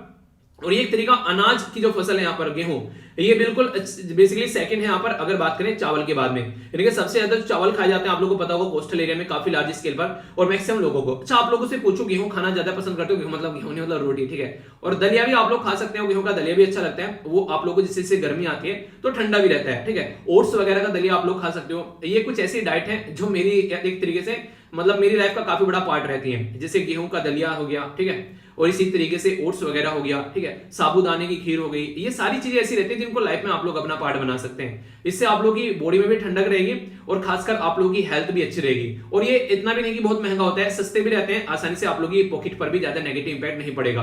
तो मोटे मोटे तौर पर बोलो तो आम के आम और गुटलियों के दाम, ऐसा आप लोग बोल सकते हैं। तो पूरा बहुत ही इंपॉर्टेंट आर्टिकल था, सारी डिटेल में मैंने बता दी कहां कहां हम लोग एक्सपोर्ट कर रहे हैं, कहां कहां कौन कौन सी कंट्री ज्यादा उगा रही है, इसी के साथ में यहाँ पर कौन कौन सा देश सबसे ज्यादा खरीद रहा है, एग्रीकल्चर में ग्रोथ आप लोग कैसे ला सकते हैं। इसी के साथ में वीट के बारे में बात करें, हमारे देश में कहां पर उगाया जाता है, कुछ और बेसिक बैकग्राउंड इन्फॉर्मेशन वीट के बारे में हम लोगों ने यहाँ पर जो ग्रीन रिवोल्यूशन के बारे में बात कर ली और नेशनल फूड सिक्योरिटी एक्ट के बारे में बात कर ली। तो दुनिया भर की स्कीम मैंने इसके अंदर कवर कर दी और कई सारी आप लोगों के जो फैक्ट है इंपॉर्टेंट वो कवर कर लिए। ये ऐसी चीजें जिनसे कई बार आप लोगों से एग्जाम में क्वेश्चन पूछे गए और आगे भी पूछे जाएंगे, तो ये मत बोलना क्वेश्चन कहां से आ गया, ठीक है। आगे चलते हैं। ये आर्टिकल है सुप्रीम कोर्ट के बारे में और बात की जा रही है यूएसए के बारे में। यूएसए के सुप्रीम कोर्ट का एक डिसीजन जो है वो अभी पब्लिक होना था, मतलब एक तरीके से अभी नहीं आने वाले टाइम में, पर लेकिन वो लीक हो गया है, जिसकी वजह से काफी ज्यादा हाहाकार यहाँ पर देखने को मिल रहा है यूएसए के अंदर में। और वो हाहाकार कहां से निकल कर आ रहा है, वो आ रहा है बेसिकली सुप्रीम कोर्ट का जो डिसीजन है वो यहाँ पर काफी कुछ चेंज करने वाला है। यहाँ पर एक रो वर्सेस वेट करके यहाँ पर इनका डिसीजन था, उसको यहाँ पर ये पलटने वाला है। मतलब क्या है, मतलब मैं आप लोगों को यहाँ पर पूरा समझाता हूँ, ध्यान से सुनिएगा। आप लोगों को पता है कि सुप्रीम कोर्ट के जो डिसीजन आते हैं वो पूरी देश के ऊपर इंप्लीमेंट हो जाते हैं, खासकर हमारे देश में भी अगर हम लोग बात करते हैं। सेम कंडीशन यहाँ पर आप लोगों को देखने को मिलेगी। अगर यहाँ पर सुप्रीम कोर्ट का डिसीजन आता है यूएसए के अंदर में, तो जो भी हाई कोर्ट है यूएसए के अंदर में कहीं ना कहीं वो भी उसको यहाँ पर फॉलो करते हुए नजर आएंगे और इंप्लीमेंट करते हुए नजर आएंगे। पर फिर भी हमारी कंट्री में और यूएसए में आप लोग कुछ डिफरेंस देखने को मिलेंगे, जिनके बारे में मैं आप लोगों से आगे बात करूंगा। अभी पहले इसके बारे में आप लोगों से बात करता हूँ। सुप्रीम कोर्ट का एक डिसीजन जो है वो लीक हो गया और पॉलिटिको करके एक यहाँ का न्यूज़पेपर है, उसके द्वारा यहाँ पर इसको लीक किया गया। उस डिसीजन में यहाँ पर ये बोला गया है कि 1973 में यहाँ पर इनके द्वारा एक डिसीजन लाया गया था कि लीगलाइज कर दिया गया था अबॉर्शन को। यानी कि अगर कोई पर्टिकुलर जो महिला है वो अबॉर्ट करना चाहती है अपने बच्चे को, तो वो अबॉर्ट कर सकती है, उसको अधिकार मिल गया था यहाँ पर देश के अंदर में। तो इसके चलते यहाँ पर वो आसानी से इसको एंजॉय कर सकती है। अगर उसको बच्चा नहीं रखना है तो वो अपने हिसाब से डिसाइड कर सकती है, उसकी बॉडी उसका राइट। तो ये आप लोगों को देखने को मिलेगा। पर लेकिन अभी क्या चल रहा है, अभी यहाँ पर ये चल रहा है कि इसको हटाने की बात की जा रही है कि अबॉर्शन अलाउ न किया जाए। आप लोग बोलेंगे ऐसा क्यों कर रहे हैं? ऐसा इसलिए कर रहे हैं क्योंकि अगर आप लोग यहाँ पर बात करेंगे क्रिश्चियनिटी के अंदर, सबसे इंपॉर्टेंट मुद्दा ये देखने को मिलता है कि अगर कोई पैदा हो रहा है तो नेचुरली उसको पैदा होने दो, उसको आप लोगों को लाइफ को बेसिकली खत्म करने का कोई अधिकार नहीं है। यानी कि अगर बात की जाए रिलीजन के हिसाब से तो ये काफी इंपॉर्टेंट यहाँ पर ये इंपैक्ट डालने वाला एक डिसीजन आप लोगों को देखने को मिलने वाला है। तो इसी के बारे में यहाँ पर बात की जा रही है। ये थोड़ा सा मैं ये यहाँ पर चेंज करना भूल गया, पुराना लगा रहा था, ठीक है, तो इसको चेंज कर दूंगा मैं, टेंशन मत लेना, ठीक है। ये बेसिकली आप लोग वुमेन इंपावरमेंट के बारे में या फिर सोसाइटी के ऊपर जो इंपैक्ट पड़ेगा उससे रिलेटेड आप लोग का आर्टिकल देखने को मिल जाएगा, ठीक है। प्रीलिम्स के पॉइंट ऑफ से भी इंपॉर्टेंट आप लोगों के लिए हो सकता है। यूएसए के अंदर में टोटल मिलाकर 50 स्टेट है। 50 स्टेट जो है यहाँ पर ये अलग अलग कानून इनके रहते हैं, अलग अलग इनके यहाँ पर एडमिनिस्ट्रेशन है। तो इसके चलते यहाँ पर दिक्कतें देखने को मिलती है कई बार। यूएसए के अंदर में अगर बात करें यहाँ पर एक पर्टिकुलर जो एरिया है जिसका नाम है यहाँ पर मिसिसिपी, ठीक है, तो ये राज्य जो है इसने गुहार लगाई कि यहाँ पर क्या किया जाए, ये अबॉर्शन का जो कानून है यहाँ पर इसको हटाया जाए। तो ये अबॉर्शन का कानून जो है इसको हटाया जाए और यानी कि अबॉर्ट करना जो है वो यहाँ पर एक ऐसा जुर्म बनाया जाए कि लोग जो है बच्चों को अबॉर्ट न कर सके अगर कोई बच्चा एक बार हो रहा है। तो ये यहाँ पर आप लोगों को देखने को मिलेगा। इसमें आप लोग क्या रहे हैं यहाँ पर, ये सही है ये फिर गलत है? यार देखो, मॉडर्न सोसाइटी जैसी देखने को मिल रही है उसके हिसाब से अगर बात करें तो ये एक काफी एक रिग्रेसिव स्टेप देखने को मिलेगा, वो भी यूएसए जैसी सोसाइटी पर, जिसको लोग जो है आज के टाइम फॉलो करते हैं और अपने कानून बनाते हैं यूएसए के गुहार लगा लगा कर कि हाँ यूएसए के अंदर ही हो रहा है, हम भी अपने देश में लेकर आते हैं। पर लेकिन यूएसए में अगर ऐसा कानून आएगा तो क्या होगा? हमारी कंट्री में क्या अबॉर्ट करना वो लीगल है? आप लोग इसके बारे में बताइए, यस या फिर नो। अभी मैं उसके बारे में आप लोगों से डिस्कस करूंगा। हालांकि आर्टिकल में वो बातें नहीं है पर वो एक्स्ट्रा इन्फॉर्मेशन आप लोगों को बताऊंगा, क्वेश्चन बनने के चांसेस बन जाते हैं। बात की जा रही है यहाँ पर 13 स्टेट जो है वो यहाँ पर ऑलरेडी पास कर चुके हैं, ट्रिगर कर चुके हैं लोगों को एक तरीके से ऑटोमेटिकली कि अबॉर्ट जो है यहाँ पर एक तरीके से वो नहीं होना चाहिए। और यूएसए के अंदर में देखिए कई सारे, अब बात करेंगे जिससे मान लीजिए अभी तो सुप्रीम कोर्ट ने बोल दिया, अगर कल को ये डिसीजन पब्लिक किया जाता है तो उसके बाद में यहाँ पर क्या होगा, बेसिकली राज्य जो है वो डिसाइड करेंगे कि उनको कानून बनाना है अबॉर्ट करने के खिलाफ या फिर कानून नहीं बनाना है, तो राज्य की रेस्पॉन्सिबिलिटी होगी। पर लेकिन मुद्दा यहाँ पर यह है कि अगर सेंट्रल गवर्नमेंट यहाँ पर कोई कानून लेकर आती है वो तो पूरे यूएसए में इंप्लीमेंट किया जाएगा। पर लेकिन अगर यहाँ पर जो यहाँ पर अलग अलग राज्य अगर कानून बनाते हैं तो उनके ऊपर छोड़ दिया जाएगा ये सुप्रीम कोर्ट का डिसीजन आने के बाद में। यानी कि यूएसए का सुप्रीम कोर्ट यहाँ पर ये बोलेगा कि ठीक है, अगर किसी को अपना बेसिकली राज्य के अंदर कानून बनाना है तो आप लोग बना सकते हैं, किसको लग रहा है नहीं बनाना है तो वो नहीं बना सकते हैं। तो यानी कि आप लोगों के ऊपर डिपेंडेंट है, हम आप लोगों को फोर्स नहीं करने वाले हैं। तो कोर्ट जो है अगर अपना पुराना डिसीजन यहाँ पर इस तरीके से लेकर आता है तो ये जो वुमेन राइट्स हैं बेसिकली उनको काफी ज्यादा इम्पैक्ट करेगा। और जो बाइडेन साहब के द्वारा भी यहाँ पर यही स्टेटमेंट बोली गई है कि एक तरीके से कहीं ना कहीं महिलाओं के अधिकारों के खिलाफ है यहाँ पर ये अगर ऐसा डिसीजन निकल कर आता है।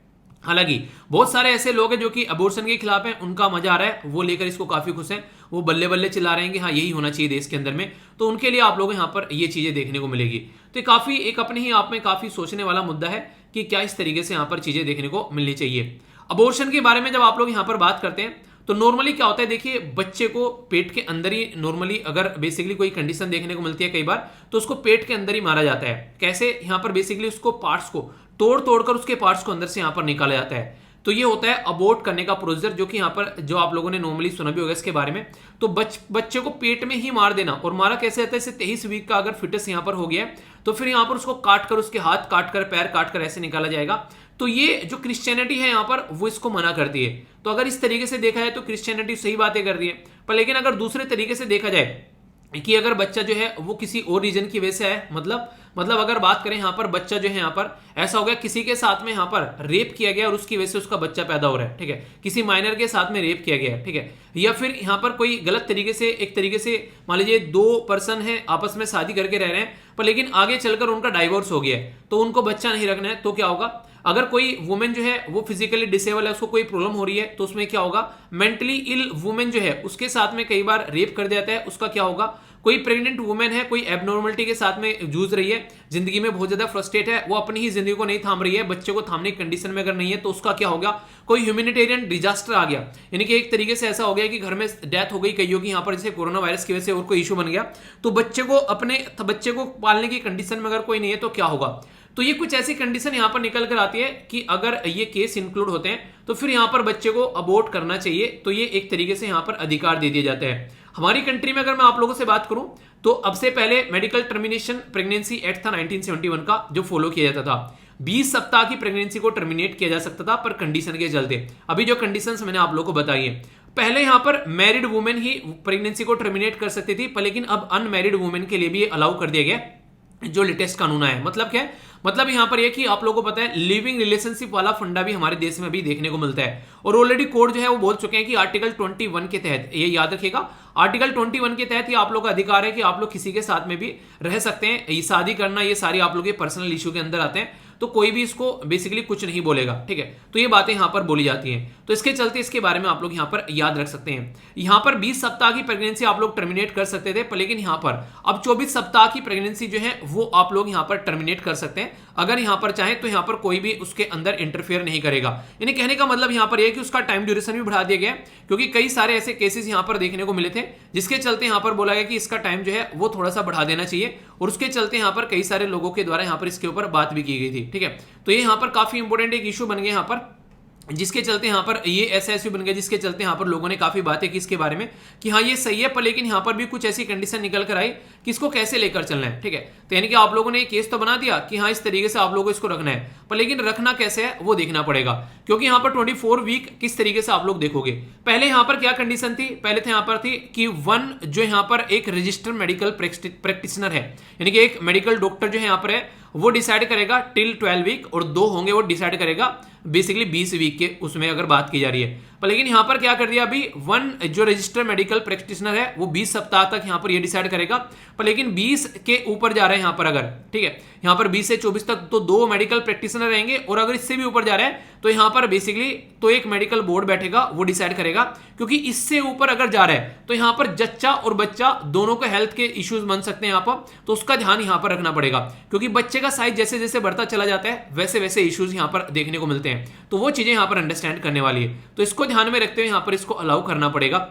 तो हमारी कंट्री में जो कानून है अभी यहां पर ये, अगर कोई इसको फॉलो नहीं करता है, पहले यहां पर फाइन था 1000 का, अब फाइन भी है और 1 साल की जेल भी है अगर कोई यहां पर इसका उल्लंघन करता हुआ पाया जाता है तो इसके बारे में अगर कल को क्वेश्चन आप लोगों से कोई पूछ ले तो इसके बारे में आप लोगों को याद रखना है। ये बेसिक हमारे देश का कानून भी मैंने आप लोगों को बता दिया, और यूनाइटेड स्टेट ऑफ अमेरिका के अंदर जो भी बातें चल रही हैं उसका कानून भी मैंने आप लोगों को यहां पर बता दिया, तो इसको लेकर कोई भी कंफ्यूजन आप लोगों के माइंड में नहीं होना चाहिए। पहला क्वेश्चन यहां पर आप लोगों के सामने है, बात की जा रही है consider the following statement with reference to the Food and agriculture Organization. तो यहां पर बात की जा रही है कि कौन सी यहां पर स्टेटमेंट करेक्ट है फूड एंड एग्रीकल्चर ऑर्गेनाइजेशन के पॉइंट ऑफ व्यू से। बोला गया है it is a specialised agency जो कि यूएन की एजेंसी है, और इंटरनेशनल एफर्ट के साथ में यहां पर बेसिकली किस तरीके से भुखमरी को खत्म करना है उसके ऊपर काम करती है, और इसी के साथ में यहां पर फूड सिक्योरिटी के बारे में बात करती है, यानी कि अंतरराष्ट्रीय प्रयासों के साथ में यहां पर ये नेतृत्व करती है कि कैसे हम लोग फूड सिक्योरिटी ला सकते हैं और वो सब चीजें। ग्लोबल फॉरेस्ट अगर रिसोर्स असेसमेंट रिपोर्ट के बारे में बात करें तो इसी के द्वारा रिलीज की जाती है। हेडक्वार्टर इसका आप लोगों को स्विट्जरलैंड जेनेवा के अंदर देखने को मिलेगा। तो एक तो ये क्वेश्चन है आप लोगों के सामने। एक और क्वेश्चन है, ये सारे क्वेश्चन आप लोगों को आर्टिकल के अंदर मिलेंगे जब डिस्कस करूंगा, मैंने सोचा पहले क्वेश्चन एक बार देख लेते हैं, ठीक है। नेक्स्ट क्वेश्चन है आप लोगों के सामने, यहां पर बात की जा रही है स्टेट शैल एंडेवर, ठीक है, to protect the improve the environment and safeguard forest and the wildlife. ये कहां पर मेंशन है, यानी कि राज्य की रेस्पॉन्सिबिलिटी है कि वो एक तरीके से प्रोटेक्ट करे, यहां पर सेफगार्ड करे चीजों की, तो उसमें यहां पर कहां पर लिखा हुआ है ये बात की जा रही है fundamental right, fundamental duty, DPSP या फिर none of the above. Common sense से क्वेश्चन का आंसर आप लोग कर सकते हैं, ये भी इसी आर्टिकल के अंदर मैं डिस्कस करूंगा काफी डिटेल में। तीसरा क्वेश्चन आप लोगों के सामने बात की जा रही है कि अरेंज करो, यहां पर क्या अरेंज करना है, बात की जा रही है arrange the following state in the descending order with reference to the forest cover, यानी कि कहां पर फॉरेस्ट कवर कितना पाया जाता है उसको आप लोगों को यहां पर अरेंज करना है, ठीक है, यानी कि कहां पर फॉरेस्ट कवर यानी कि जंगल है वो ज्यादा पाया जाता है और कहां पर कम पाया जाता है, ये उसके हिसाब से आप लोगों को यहां पर एक तरीके से वो करना है, अरेंज करना है, ठीक है। तो देखता हूं ये क्वेश्चन भी यहां डिस्कस करेंगे काफी डिटेल में। एक और क्वेश्चन है इसी से रिलेटेड, यहां पर यूनियन टेरिटरी को आप लोगों यहां पर बेसिकली परसेंटेज के रेफरेंस में रेज करना है कि कितना परसेंटेज फॉरेस्ट कवर आप लोगों यहां पर देखने को मिलता है। तो ये भी एक काफी इंटरेस्टिंग क्वेश्चन है यहां पर, मेघालय, अंडमान निकोबार, मिजोरम या लक्षद्वीप। तो ये सारे के सारे क्वेश्चन जो है वो इसी आर्टिकल के अंदर मैं डिस्कस करूंगा, जिससे कि आप लोग अच्छे से आर्टिकल को समझ पाए, इसलिए स्टार्टिंग में मैंने क्वेश्चन आप लोग को बता दिए। हालांकि इनमें से कई सारे पॉइंट जो है मैं ऑलरेडी डिस्कस कर चुका हूं, तो कोशिश करो कि क्वेश्चन का आंसर आप लोग दे सको, ठीक है, जिससे कि चीजें जो है आप लोग अच्छे से अंडरस्टैंड कर सको। चलिए तो आगे चलते हैं। ये जो आर्टिकल है डाउन टू अर्थ मैगजीन के अंदर काफी शानदार तरीके से कवर किया गया, और यहाँ पर वर्ल्ड जो फॉरेस्ट 2022 में बोला जा रहा है 10% ऑफ टोटल फॉरेस्ट एरिया जो है अर्थ का वो लॉस्ट कर चुका है 30 साल के अंदर। यानी कि लास्ट 30 साल में यहाँ पर हम लोग लगभग 10% अपनी पृथ्वी पे से जंगल को खत्म कर चुके हैं। तो अगर इसी पैटर्न में चलते रहे तो जल्दी ही हम लोगों को यहाँ पर बहुत सारी प्रॉब्लम झेलनी पड़ेंगी। आप लोगों को पता है अभी हम लोगों ने बातें की है कि कॉन्फ्रेंस ऑफ पार्टी में 2070 तक का हम लोग कार्बन न्यूट्रल बनेंगे। भैया ऐसे तो ना बन पाने के, अगर इस तरीके से कार्बन न्यूट्रल बनते तो फिर तो वही बात है, जो इंसान पढ़ता नहीं है वही सबसे पहले टॉप करता। तो ये वाली बातें आप लोग यहाँ पर देखने को मिलेगी। तो ध्यान से सुनिएगा पूरा का पूरा आर्टिकल। जो क्वेश्चन आप लोगों को मैंने 4 पूछे अभी, उनके सबके आंसर आप लोगों को इस वीडियो के अंदर मिलेंगे, बेसिकली इस आर्टिकल के अंदर। ठीक है, आगे बढ़ते हैं। बेसिकली इस आर्टिकल के अंदर बहुत सारे आर्टिकल इंक्लूडेड है, कई सारे आर्टिकल फॉरेस्ट के बारे में बात करूंगा। वैसे तो न्यूज तो छोटी सी थी, पर लेकिन जो स्टैटिक पोर्शन में आप लोग को बताऊंगा वहां पर कॉन्स्टिट्यूशन का एंगल भी बताऊंगा और चीजें आप लोग बहुत सारी समझ पाएंगे।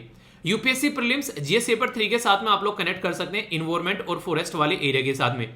ये जो बेसिकली अभी हम लोग यहाँ पर बात कर रहे हैं, ये किसके बारे में बात कर रहे हैं? बात कर रहे हैं यहाँ पर किसके बारे में? The state of world forest. ये बेसिकली है एक तरीके की एक एडिशन है इसका रिपोर्ट का, इसके बारे में हम लोग बात करेंगे। तो यानी कि 2022वां जो संस्करण है the state of world forest, तो ये इसका संस्करण है। इसके द्वारा कई सारी बातें बताई गई है। इसने ये बोला है कि अभी अगर हम लोग बात करते हैं तो 420 मिलियन हेक्टेयर अप्रोक्सीमेट लगभग 10.34% जो है, लगभग आप लोग मोटे मोटे तौर पर बोले तो 10% जो है वो लास्ट 30 सालों में फॉरेस्ट जो है वो खत्म हो गए।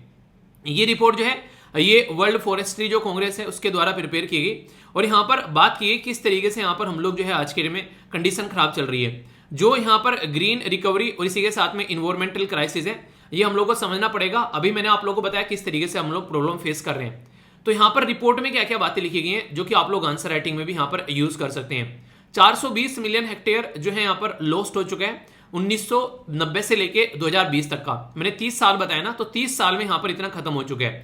वैसे पूरी पृथ्वी के ऊपर अगर बात करेंगे तो 4.06 बिलियन यानी कि 31% जो पृथ्वी है जियोग्राफिकल एरिया उस पर नॉर्मली फॉरेस्ट पाए जाते हैं। इसको हालांकि 33% करने की बात की जाती है, बाकी बहुत सारे देशों में काफी कम आप लोगों को देखने को मिलेगा। तो ये सारी प्रॉब्लम सबसे ज्यादा निकल कर आती है। अगर बात करें डिफोरेस्टेशन का मतलब क्या होता है? पेड़ों की कटाई। जो हम लोग पेड़ों की कटाई करते हैं वो सबसे ज्यादा यहाँ पर प्रॉब्लम क्रिएट कर रहा है। अभी आप लोगों ने कुछ दिनों पहले सुना होगा कि ब्राजील के जो अमेजन फॉरेस्ट है उनके जंगलों को जो है उड़ा दिया गया मतलब उनके जंगलों को काट पीट कर खत्म किया जा रहा है। क्यों? क्योंकि वहां पर चाहते हैं वहां के प्रेसिडेंट और लोकल एरिया के लोग कि एग्रीकल्चर यानी कि खेती की जा सके। अगर इस तरीके से जिसको पृथ्वी का लंग कहा जाता है वो जंगल भी इस तरीके से कटेंगे तो फिर क्या दिक्कतें देखने को मिलेगी वो आप लोग समझ सकते हैं। तो इसकी वजह से यहाँ पर बोला जा रहा है कि 10 मिलियन हेक्टेयर जो है फॉरेस्ट वो लॉस्ट हो रहे हैं यहाँ पर एवरी ईयर बिटवीन 2015 से लेके 2020 तक का। यानी कि जो ये मैंने आप लोगों को बताया ना, यहाँ पर ये वाले 420 मिलियन हेक्टेयर ये खत्म हो गए। ये तो चलो फिर भी आराम से हो रहे थे पिछले टाइम में, पर लेकिन 2015 से लेके जो 20 तक का भी टाइम चला है ना, इसमें भाई साहब ताबड़तोड़ तरीके से सारे जंगल काटे गए। और ये जो जंगल है इस तरीके से काटे जा रहे हैं कि कोई सोच भी नहीं रहा है कि हम लोग अपनी ही जिंदगी यानी कि हम लोग उसी पेड़ को काट रहे हैं जिस पेड़ की टहनी पर हम लोग बैठे हुए हैं, ऐसा आप लोग समझ सकते हैं। 47 मिलियन हेक्टेयर तो प्राइमरी फॉरेस्ट खत्म कर दी यहाँ पर। अब आप लोग बोलेंगे प्राइमरी फॉरेस्ट क्या होते हैं? चलिए एक बार सोचिए प्राइमरी फॉरेस्ट क्या होंगे। अगर आप लोगों से कोई पूछ ले वैसे मतलब मजाक में, या फिर आप लोगों से कोई अगर आप लोगों का ज्योग्राफी आप लोगों का ऑप्शनल सब्जेक्ट है तो इंटरव्यू में आप लोगों से क्वेश्चन पूछेंगे कि भाई साहब ये बताओ प्राइमरी फॉरेस्ट क्या होते हैं, तो आप लोग क्या आंसर दोगे प्राइमरी फॉरेस्ट के बारे में? तो देखता हूं कौन सा आंसर यहां पर देता है। अभी मैं आप लोगों को डिटेल में एक्सप्लेन करूंगा पूरे प्राइमरी फॉरेस्ट, टेंशन मत लेना।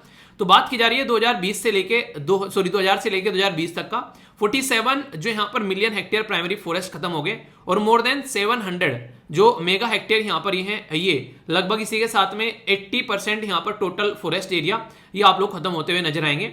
यानी कि एक तरीके से यहाँ पर जो प्रोटेक्ट करने लायक थे यहाँ पर उन में कोई इंसान भी नहीं जाता था, वो भी खत्म हो गए। मैं आप लोगों को समझाता हूँ यहाँ पर, एक मिनट ध्यान से सुनिएगा। प्राइमरी फॉरेस्ट क्या होता है? प्राइमरी फॉरेस्ट वो फॉरेस्ट होते हैं जहां पर नेटिव स्पीसीज होती है यानी कि लोकल जंगल होते हैं और वहां पर कोई ज्यादा एक तरीके से ह्यूमन एक्टिविटी नहीं होती है, यानी कि ऐसे जंगल जहां पर ह्यूमन नहीं रहते जाते हैं और स्पेशली यहां पर कोई ज्यादा डिस्टर्बेंस भी उनके अंदर नहीं होता है। यानी कि वो बड़े बड़े जंगल जहां पर कोई भी काम नहीं चल रहा है जो बिल्कुल प्रोटेक्टिव है। जैसे अगर मोटे मोटे तौर पर बताऊं, अवतार मूवी आप लोगों ने देखी होगी। अवतार मूवी के सीन आप लोगों को याद आ रहे हैं कुछ इस तरीके से जंगलों के साथ में यहाँ पर कनेक्ट थे और ये जंगलों के प्राणी इनको आप लोग जानवर ही बोल सकते हो एक तरीके से। बाहर की दुनिया के इंसान नहीं है जो कि जंगलों को काटते हैं, ये जंगलों से प्यार करने वाले जंगलों के साथ में कनेक्ट लोग यहाँ पर नजर आते हैं। तो ये प्राइमरी फॉरेस्ट में रहने वाले लोग हैं यहाँ पर। बेसिकली प्राइमरी फॉरेस्ट है जहां पर बाहर की दुनिया का कोई ज्यादा इंपैक्ट नहीं है, मतलब जिसके ऊपर इंपैक्ट नहीं है वो भी हम लोगों ने यहाँ पर 47 मिलियन खत्म कर दिया। इससे आप लोग एक अंदाजा लगा सकते हैं कि हम लोग किस कैटेगरी में यहाँ पर चल रहे हैं। यानी कि जिसको हम लोग बोले ना हम लोगों ने बर्बाद नहीं किया, जिसको हम लोगों ने टच नहीं करना चाहिए, वो भी हम लोगों ने इतना टच कर डाला। तो इतने टची हो रहे हैं हम लोग यहाँ पर जंगलों के साथ में। इस तरीके से चीजें आप लोग यहाँ पर देखने को मिलेगी। और इंपॉर्टेंट बात है अगर मैं आप लोगों को यहाँ पर बताऊं, देखिए रिपोर्ट जो है वो यहाँ पर सबसे ज्यादा खतरनाक तो चीजें ये बता रही है कि डिग्रेडेशन एंड द फॉरेस्ट जो यहाँ पर एक तरीके से डिग्रेडेशन, यानी कि एक तरीके से जो बायोडाइवर्सिटी जो है वो रिमेन डिग्रेड रह रही है और फॉरेस्ट डिग्रेडेशन यहाँ पर होता जा रहा है। इसके चलते दिक्कतें देखने को मिल रही है। तो इसी पैटर्न में अगर हम लोग चलते रहे, अनलेस एडिशनल एक्शन अगर कोई ले गए, यहाँ पर 289 मिलियन हेक्टेयर फॉरेस्ट जो है वो डिफॉरेस्ट किए जाएंगे 2016 से लेके 2050 तक का अलोन। और इसकी वजह से 169 ये गीगाटन कार्बन डाइऑक्साइड जो है वो आप लोग एमिशन यहाँ पर देखना मिलेगा। यानी कि बोला ये जा रहा है कि जो टारगेट रखे गए ना अलग अलग देशों के द्वारा 2070 तक का ये खत्म कर देंगे और वो कर देंगे, ये कोई भी अचीव नहीं होने वाला है।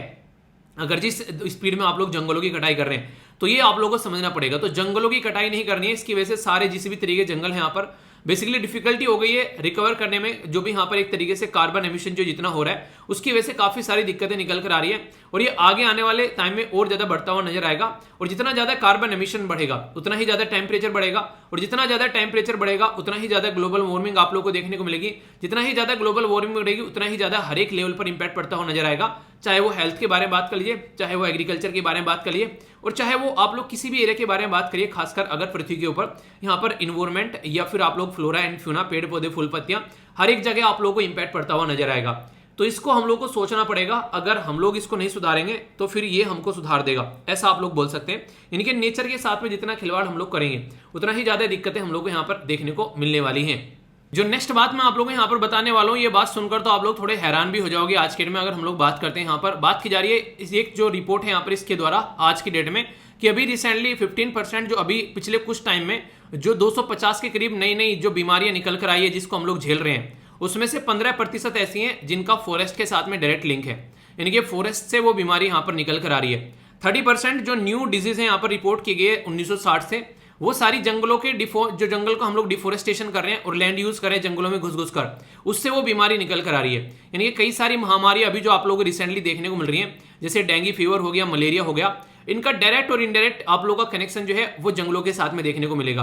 यानी कि ये जो जंगल हम लोग काट रहे हैं, इनडायरेक्ट वे में हम लोग बहुत सारी बीमारियों को अपने पास से बुला रहे हैं, और ये बीमारी जो है इस लेवल पर बढ़ेंगी कि हम लोग खुद जो है इनके नीचे पिसते हुए नजर आएंगे। एनुअल ग्लोबल कंजप्शन जो है ऑल नेचुरल जो रिसोर्सेज हैं, अगर उनको आप लोग कंबाइन कर देते हैं तो बात की जा रही है एक्सपेक्टेड है कि मोर देन डबल।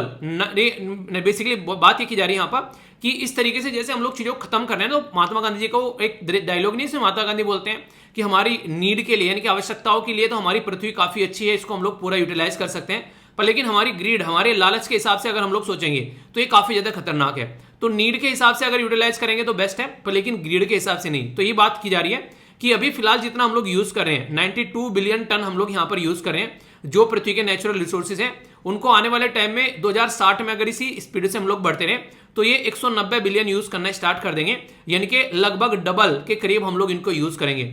और उसकी वजह से जो बायोमास एक्सट्रैक्शन है वो भी यहाँ पर जो अभी आप लोगों को 24 के करीब देखने को मिल रहा था, ये 44 होगा। देखिए होता क्या है, आज के दिन में आप लोगों ने पेड़ काटे, ठीक है, आप लोगों ने यहाँ पर कोई भी काम किया, पर लेकिन आप लोगों ने क्या किया, यहाँ पर उसको रिप्लेस नहीं किया। पेड़ काटे तो पेड़ लगा दिए, तो आप लोगों ने रिफोरेस्टेशन नहीं किया, बस डिफोरेस्टेशन किए जा रहे हैं। तो डिफोरेस्टेशन करने की वजह से पेड़ खत्म होते चले जाएंगे, पर लेकिन आगे पेड़ नहीं लगाएंगे तो आने वाले टाइम में दिक्कतें देखने को मिलेगी। गार्बेज इतना निकल कर आ रहा है जिसकी कुछ नहीं है, कूड़े के बड़े बड़े पहाड़ बना दिए हम लोगों ने, एल्कोहल के लिए कहीं कुछ किसी चीज के लिए हम लोग बेसिकली इनको यूज कर रहे हैं। और ये ऐसी चीजें जो हम लोग बना रहे हैं, इनसे और ज्यादा हम लोग क्या कर रहे हैं, एक तरीके से कार्बन डाइऑक्साइड हम लोग रिलीज कर रहे हैं। तो ये कार्बन डाइऑक्साइड जो एनवायरमेंट में जा रही है, इनडायरेक्ट वे में जितना हम लोग ये चीजें निकाल रहे हैं उतना ही ज्यादा हम लोग टेम्परेचर बढ़ा रहे हैं। और ऐसे ही अगर पैटर्न में चलते रहे तो ये टेम्परेचर बढ़ते बढ़ते ऐसा होगा कि पृथ्वी जो है वो आग का गोला बनेगी। वरना इलोन मस्क वाली बात फिर याद आएगी, चलो मंगल ग्रह पर चलते हैं, थोड़ा कुछ रहने की जगह खोज लेते हैं, क्योंकि पृथ्वी तो हम लोगों ने रहने लायक छोड़ी नहीं। तो ये सिचुएशन हम लोग को अभी से समझनी पड़ेगी, क्योंकि वही बात होगी फिर पछताए क्या करे जब चिड़िया चुग गई खेत। तो वो वाली बातें हैं। अभी यहाँ पर एक इंपॉर्टेंट ऑर्गेनाइजेशन है जिसका नाम है फूड एंड एग्रीकल्चर ऑर्गेनाइजेशन, ठीक है। इसके द्वारा भी यहाँ पर कई सारी बातें बताई गई है। इसके डायरेक्टर जनरल कौन है पहले आप लोग ये बताइए। बेसिक चीजें मैं आप लोगों को यहाँ पर बता देता हूँ। फूड एंड एग्रीकल्चर ऑर्गेनाइजेशन जिसको FAO आप लोग बोलते हो, ये यूनाइटेड नेशन की स्पेशलाइज एजेंसी है। इसी बहाने से एक एजेंसी भी आप लोग की कवर हो रही है इस आर्टिकल के अंदर में। ये सारी स्टैटिक चीजें हैं, आर्टिकल के अंदर कुछ नहीं, ये सारी चीजें एक्स्ट्रा आप लोगों को बताई जाती हैं जो कि एग्जाम में क्वेश्चन आप लोग के बनते हैं डायरेक्ट। इसीलिए जब आप पेपर दे के आते हो ना, बोलते हो सर सारे क्वेश्चन लग रहा था आपने बना रखे हैं, वो यहीं से निकल कर आते हैं यार, हम लोग क्लास में पढ़ते हैं सारे क्वेश्चन, तो ऐसा लगता है कि यहाँ पर क्योंकि वो इस तरीके से आप लोगों की पढ़ाई कराई जाती है तो उसको आप लोग लेकर चलिए, ठीक है। अगर बात करें यहाँ पर, ये basically let there be a bread, ये इसका मोटो है यहाँ पर, और ये भुखमरी को खत्म करने का टारगेट रखते हैं। हेडक्वार्टर रोम इटली के अंदर देखने को मिलेगा।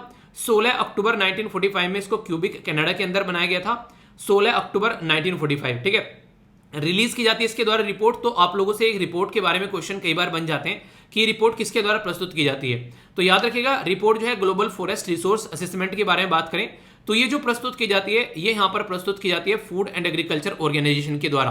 तो यहाँ से इंपॉर्टेंट क्वेश्चन जो है वो आप लोग पकड़ सकते हैं, ठीक है। डायरेक्ट एग्जाम में क्वेश्चन आप लोगों के बन जाएंगे तो आप लोगों के माइंड में कोई भी क्लैरिटी नहीं रहेगी अगर कोई ऐसी रिपोर्ट के बारे में आप लोगों से पूछा जाता है तो ये तो हो गया यहाँ पर इसके बारे में। तो ये बोल रही है यहाँ पर कि हमारे पास में टाइम नहीं बचा है, जिस पैटर्न में हम लोग चल रहे हैं तो हम लोग 1.5 डिग्री सेंटीग्रेड अगर टेम्परेचर नहीं कर पाए तो हम लोग कैसे गरीबी को घटा पाएंगे, कैसे हम लोग इस टेम्परेचर को घटा पाएंगे और कैसे हम लोग दूसरों का फ्यूचर जो है आने वाले जनरेशन को सेव कर पाएंगे। तो इसके चलते यहाँ पर हम लोग को फोकस करना पड़ेगा, डिफोरेस्टेशन को रोकना पड़ेगा और फॉरेस्ट को मेंटेन करना पड़ेगा और एफोरेस्टेशन करना पड़ेगा। क्योंकि ग्लासगो में जो कॉन्फ्रेंस ऑफ पार्टी 26 हुई थी, जिसके बारे में मैंने आप लोगों से डिस्कस भी किया था, उसमें हम लोगों ने क्या बातें की थी, उसमें ये तो बातें की थी कि कैसे हम लोग को अपनी पृथ्वी को सेव करना है। तो उसको सेव करने के लिए हम लोग को काम भी करना पड़ेगा, क्योंकि सपनों में कुछ नहीं होता है। रिस्टोर करना पड़ेगा डिग्रेडेड लैंड को, और इसी के साथ में एक्सपोर्ट करनी पड़ेगी एफोरेस्ट्री। जहां जहां से जंगल उड़ा चुके हैं हम लोग यहाँ पर और अपने काम धंधे स्टार्ट कर दिए, वहां पर फिर से जंगल लगाने पड़ेंगे। इसी के साथ में फॉरेस्ट को कैसे यूज करना है और कैसे यहाँ पर ग्रीन वैल्यू चेन बनानी है वो हम लोग को सोचना पड़ेगा। हमारी बहुत सारी एसएलवी फैमिली मेंबर जो है वो भी पेड़ लगा रही है। मैं आप लोगों को बोलता हूँ एसएलवी आर्मी प्लांटिंग ट्री, तो हैशटैग ये लिखकर एसएलवी आर्मी प्लांटिंग ट्री, तो आप लोग ये कर मुझे ट्विटर पर या फिर फेसबुक पर आप लोग टैग कर सकते हैं। अगर आप लोग पेड़ लगाते हैं तो अच्छा लगता है यार, आप लोग लगाया करो पेड़ जरूर।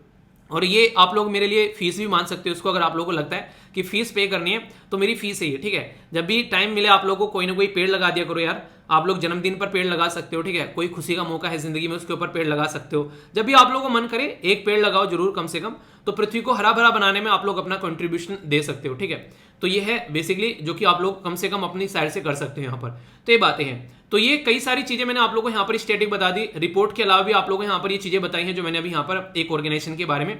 अब थोड़ा सा मैं आप लोगों को यहाँ पर बताऊंगा कुछ और इंपॉर्टेंट बातें, जैसे यहाँ पर कॉन्स्टिट्यूशन एंगर आप लोगों को मैं बताऊंगा। अगर बात करें हम लोग को पेड़ पौधों को प्रोटेक्ट करना है तो यहाँ पर अगर कॉन्करेंट लिस्ट में जाओगे आप लोगों को यहाँ पर 7th शेड्यूल के अंदर में यहाँ पर कॉन्स्टिट्यूशन के अंदर में देखने को मिलेगा, जिसके बारे में हम लोग बात करते हैं फॉरेस्ट कहां रखा हुआ है, कोई पूछ ले डायरेक्ट आप लोगों से, तो कॉन्करेंट यानी कि समवर्ती सूची के अंदर रखा हुआ है। और समवर्ती सूची कैसी होती है, जहां पर यूनियन और यहां पर जो स्टेट दोनों मिलकर कानून बना सकते हैं। तो यानी कि फॉरेस्ट दोनों के लिए है। क्या आप लोग बोलोगे क्या स्टार्टिंग से समवर्ती सूची के अंदर रखा हुआ है? नहीं, ये यहां पर 42वां संविधान में संशोधन किया गया था 1976 में, तब यहां पर इसको इसके अंदर लाया गया है। इससे पहले ये स्टेट की लिस्ट में हुआ करता था, पर लेकिन इंदिरा गांधी जी को लगा कि स्टेट जो है वो अकेले काम नहीं कर पाएंगे और उनके द्वारा इमरजेंसी लगाएगी। उस टाइम पर यहां पर 42वां संविधान में संशोधन करके ये सारा माल मसाला जो है वो अपने अंदर यानी कि एक तरीके से अपने कंट्रोल में लाने की कोशिश की गई है। तो ये तो यहां पर बेसिकली ये इंपॉर्टेंट पॉइंट आप लोग याद रखिएगा कि इसको यहां से कहां से लेकर आ गया, स्टेट से इसको दोनों के कंट्रोल में आ गया, सेंटर के भी स्टेट के, क्योंकि समवर्ती सूची में आ गई। अब पॉइंट नंबर 2 यहां पर आप लोगों को देखने को मिलेगा, आर्टिकल 51 आप लोगों के लिए यहां पर लाया गया, और ये भी 1942 में ही बेसिकली 1976 में 42nd यानी कि 42 कॉन्स्टिट्यूशन अमेंडमेंट करके ही लेकर आया गया। इसमें फंडामेंटल ड्यूटीज बना दी गई है आप लोगों की। ये जो फंडामेंटल ड्यूटीज है यहाँ पर ये फंडामेंटल ड्यूटीज ही आप लोगों को बेसिकली फॉलो करनी है अपनी वाइल्ड लाइफ को प्रोटेक्ट करने के लिए और नेचुरल इन्वायरमेंट को। यानी कि हमारी हर एक इंसान की ड्यूटी है कि हम लोग अपने जंगल को प्रोटेक्ट करें, ये यहाँ पर रख दिया गया है। इसी के साथ में आर्टिकल 48A जो है वो यहां पर गवर्नमेंट की रेस्पॉन्सिबिलिटी बना दी है कि directive principle of state policy के तहत यहां पर गवर्नमेंट भी यहां पर प्रोटेक्ट करेगी और चीजों को इंप्रूव करने का काम करेगी। तो यहां पर भी आप लोग इसको देख सकते हैं, यानी कि सबकी रेस्पॉन्सिबिलिटी यहां पर बना दी गई है कि आप लोग हर एक इंसान जो है अपने अपने लेवल पर यहां पर काम करेगा इन चीजों के लिए। तो ये काफी इंपॉर्टेंट पॉइंट आप लोग यहां पर समझ सकते हैं, जिससे डायरेक्ट क्वेश्चन बन जाएगा और बना भी है। जो मैंने आप लोगों से पूछा है उसका भी आंसर आप लोगों को देना है, ठीक है। आगे बात करते हैं यहां पर टॉप 5 जो यूटीज है जहां पर मोस्ट फॉरेस्ट कवर है। तो स्टेट या यूटी तो सबसे ज्यादा है मध्य प्रदेश के अंदर में, यानी कि इसी के साथ में अरुणाचल प्रदेश, जो एरिया वाइज देखोगे छत्तीसगढ़, उड़ीसा और महाराष्ट्र। तो ये आप लोग यहां पर याद रखिएगा जहां पर फॉरेस्ट कवर सबसे ज्यादा देखने को मिलेगा। अगर परसेंटेज वाइज बात करें यूनियन टेरिटरी के अंदर में, तो लद्दाख में सबसे ज्यादा है, मिजोरम में दूसरे नंबर पर है, अंडमान निकोबार में तीसरे नंबर पर है, अरुणाचल प्रदेश चौथे नंबर पर और मेघालय जो है ये 5वें नंबर पर आप लोगों को देखने को मिलेगा। तो ये काफी इंपॉर्टेंट यहां पर हो जाता है। इसी के साथ में अगर यहां पर बात की जाए स्टेट और यूनियन टेरिटरी जो कवर करते हैं लेस देन 10%, यानी कि उनका जो ज्योग्राफिकल एरियाज के हिसाब से अगर आप लोग काउंट करोगे, यानी कि मान लीजिए एक घर है, ठीक है, उस घर में पूरे में जंगल लगे हुए हैं, तो इसका मतलब हो गया 100% एरिया में जंगल लगे हुए हैं, पर लेकिन उस घर में जो है ओनली 10% एरिया में जंगल लगे हुए हैं, ठीक है। तो इस तरीके से आप लोग समझ सकते हैं। इसको थोड़ा सा और दूसरा उदाहरण देकर समझाता हूं। मान लीजिए आप लोगों के पास में 100 रुपए हैं, ठीक है, 100 रुपए में से आप लोगों ने 10% देकर आप लोगों ने क्या किया, आप लोगों ने यहां पर कोई एक पर्टिकुलर ब्रेड का पैकेट खरीद लिया, ठीक है। पर लेकिन एक और इंसान है, उसके पास में आप लोगों को देखने को मिलेंगे यहां पर कितने, उसके पास में 1000 रुपए हैं। अब उसने भी अपने 10% देकर अपने यहां पर ब्रेड खरीदा, तो वो 100 रुपए का ब्रेड खरीदेगा, तो यानी कि एक तरीके से आप लोगों के 10 गुना ब्रेड खरीद लेगा। तो यानी कि इसने भी 10% दिया, इसने भी 10% दिया, पर इसका 10% बड़ा है क्योंकि इसके पास में ज्यादा पैसे हैं, इसका 10% छोटा है क्योंकि इसके पास में कम पैसे हैं। इसी तरीके से कुछ ऐसे एरिया है जिसका 1% भी बहुत बड़ा होता है, ठीक है, पर लेकिन कुछ ऐसे एरिया है जिसका 10% भी बहुत छोटा होता है उसके कंपेयर में, क्योंकि परसेंटेज होता है वो एरिया के हिसाब से निकलते हैं यहाँ पर। तो अगर एरिया वाइज हम लोग बात करें यहाँ पर लद्दाख का जो है आप लोगों को देखने को मिलेगा 1.47, हरियाणा का 3.62, पंजाब का 3.63, राजस्थान का 4.86, उत्तर प्रदेश का 6.15, गुजरात का 7.57 और बिहार का 7.76। नॉर्मली ये माना जाता है कि लगभग 31% एरिया में आप लोगों का फॉरेस्ट होना चाहिए, पर लेकिन इनको देखकर आप लोग बता सकते हैं कि यहाँ पर कितनी बुरी कंडीशन है। यहाँ पर फॉरेस्ट ज्यादा होने चाहिए थे, पर लेकिन कितनी बुरी कंडीशन है अगर एरिया के हिसाब से आप लोग बात करें। और मैक्सिमम यहाँ पर जैसे हरियाणा हो गया, पंजाब हो गया, यहाँ पर गुजरात हो गया, ये वो भी एरिया है जो काफी ज्यादा डेवलप कैटेगरी में आते हैं। तो डेवलपमेंट की तरफ तो बढ़ गए, पर लेकिन इन्वायरमेंट को पीछे छोड़ गए, ये प्रॉब्लम यहाँ पर आप लोगों को देखने को मिलेगी।